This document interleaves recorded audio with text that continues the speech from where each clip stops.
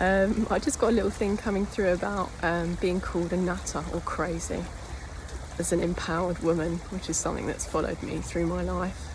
Being raised by a woman who was always free in her self-expression, and being around women who don't give a shit what people think about us. I have a friend of mine, whenever we see each other, we always play a little game before we actually hug and say hello, and our childlike innocence comes through.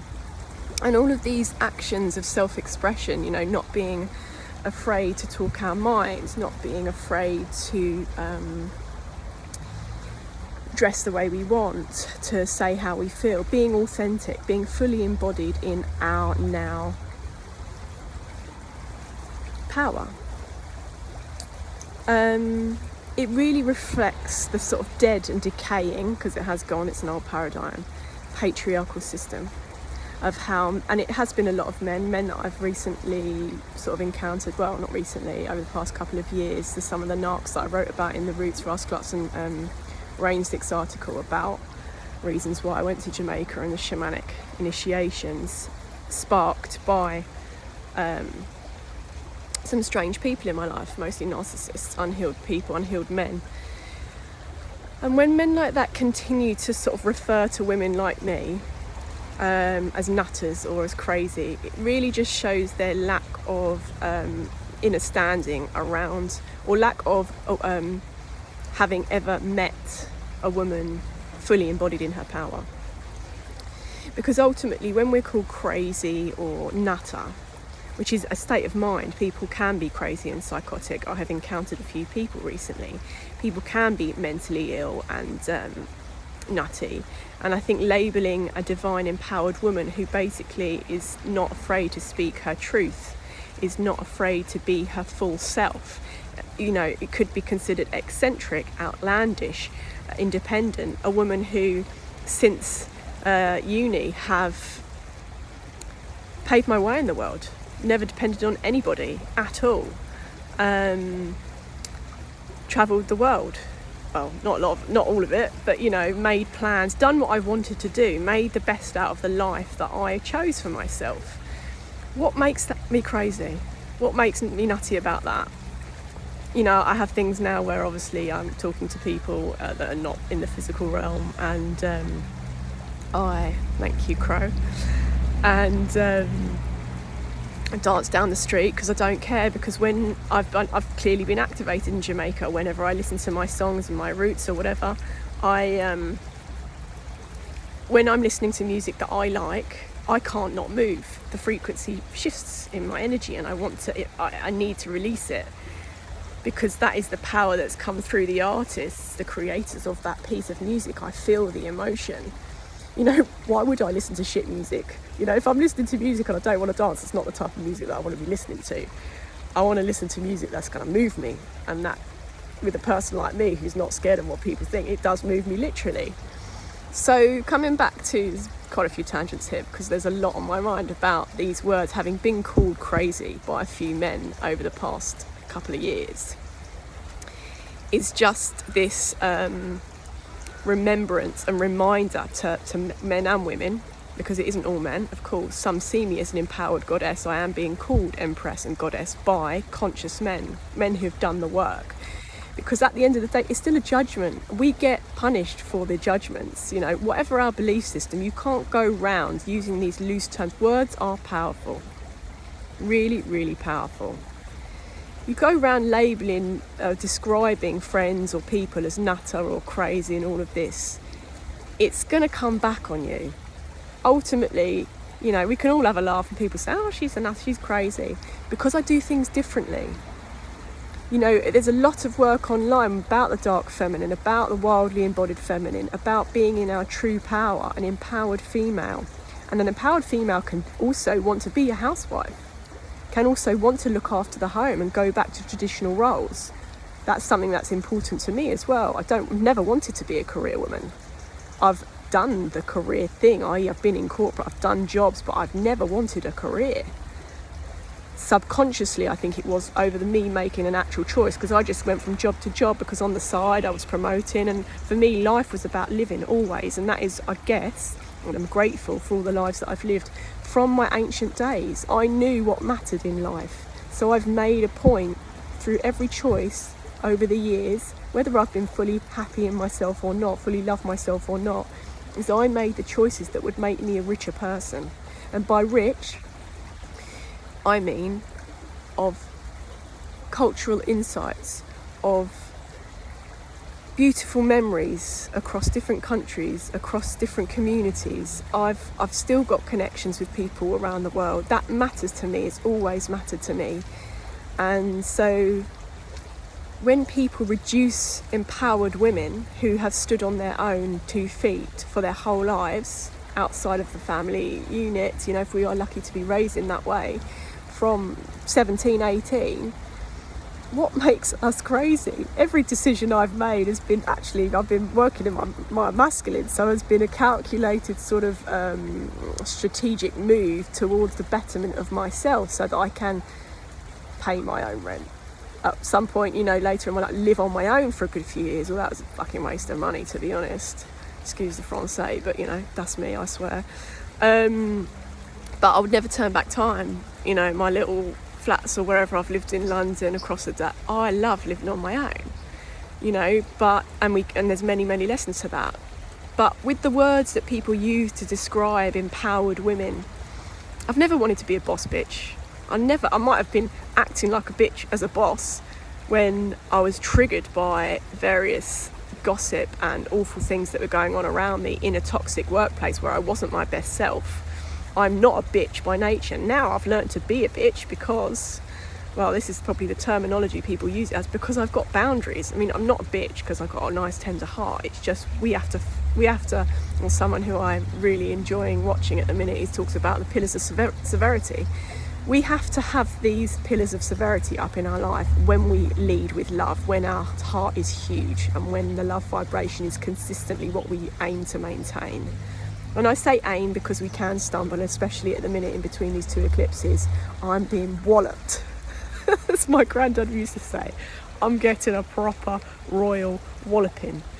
But I say royal, I am of royal lineage, so it's fitting. It's just levelling me up, even though it's painful and challenging, discombobulating and emotional. But this ain't my first rodeo. So really, I think there's a few strands and threads here of, i.e., women, we can be whoever we want to be.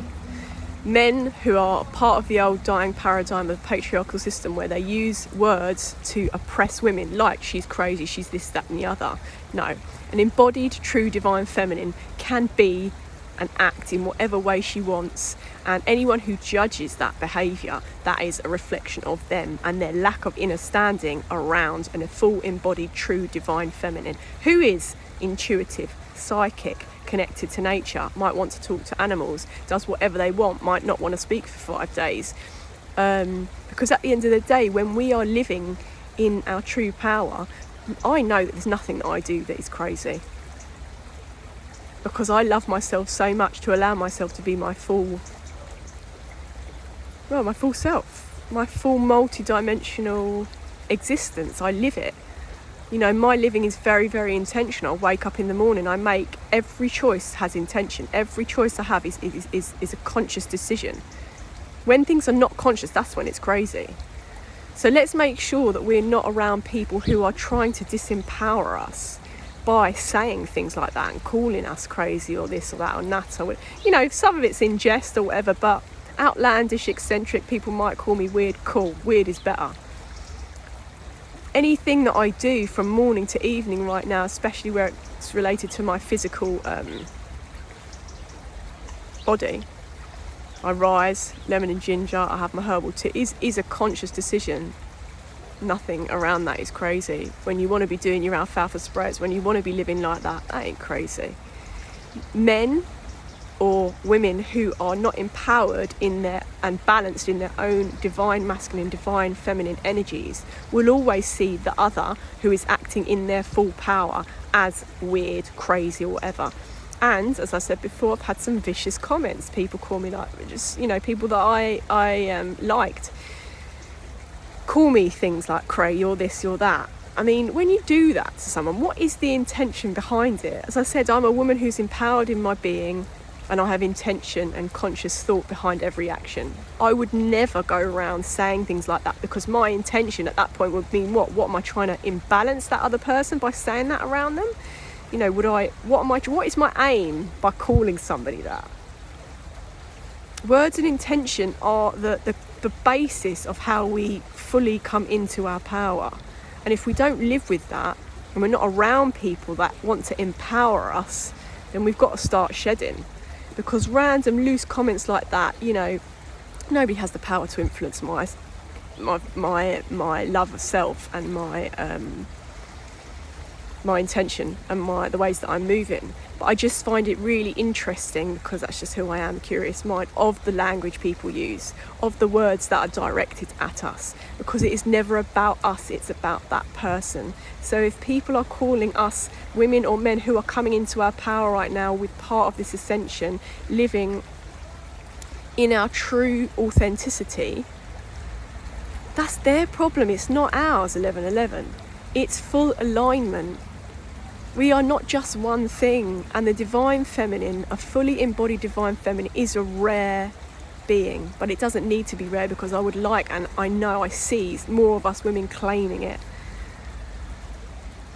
But there are some beautiful ways being revived by conscious women around the world, and I am part of that. Even though, yes, I lived in my imbalance of masculine energy over the years, I've always been an empowered feminine.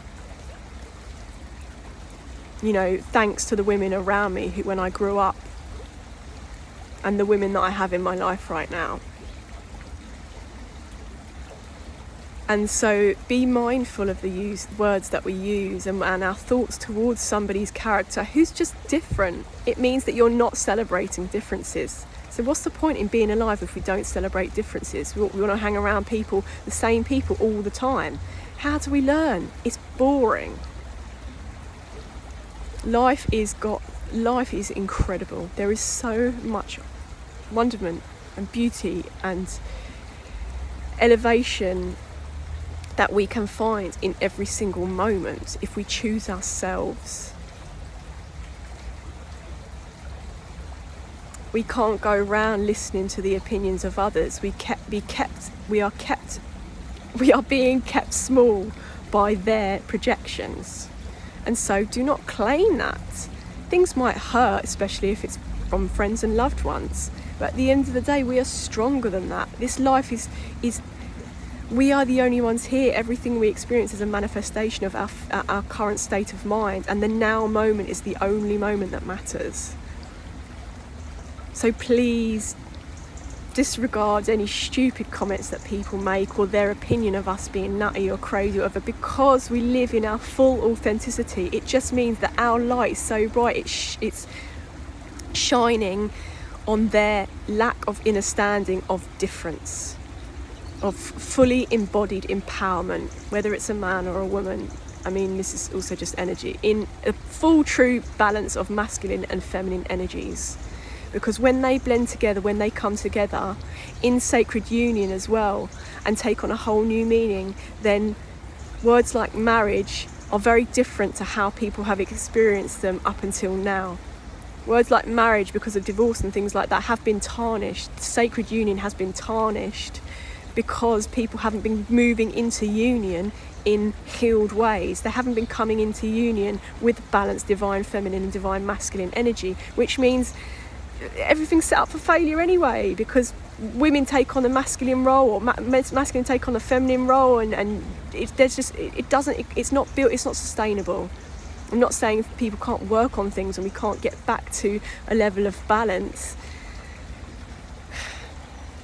Sorry, I'm just thinking of the pyramids. Anyway, there is something very powerful in this balancing of the masculine and the feminine energies, and the roles that we play in society, and healing what we believe is sacred union, reclaiming what we know to be in perfect alignment, because we are perfect in the moment of now. Like, perfection in a way doesn't really exist, because what is perfect? But we don't need to change anything about us if we're living in our true, loving, intentional, harmonious alignment with the universe. It's a long run. I'll give you a bit of natural good. The water helps, but full embodiment is a rare thing for a lot of people to see, so that is why we get outcast or called names and this, that and the other, because people aren't used to being around sprightly, youthful spirits who are connected to divinity. And so I think it's a practice that we can all try. Intention and words. Why are we doing anything? What are we saying anything to anyone for? What is it reflecting about us? Because it's never really about them, is it? It's our shit. And 2, words. Be mindful of the words we're using right now, what we're manifesting into existence. The energy is huge. It's really discombobulating at the minute, but if we are in alignment, do the research wherever you get called. You know, someone said to me the other day, because I am asking people if they're fairies or whatever. As I said, there's a video before when Kebra Ethiopia came to London, and I was connected to a few people and asking them, you know, are you a fairy or are you connected to the elementals? Someone recently said to me, what does that mean? Well, I can't answer that question. I can't tell you what it means, because I don't want to put my perspective or my experience, life lived experience, onto you. That's something that you have to ask yourselves. So I'm claiming a multidimensional reality because I know that I am that, and I'm connected to many, many, many things, and it's available to us all. So power to the people.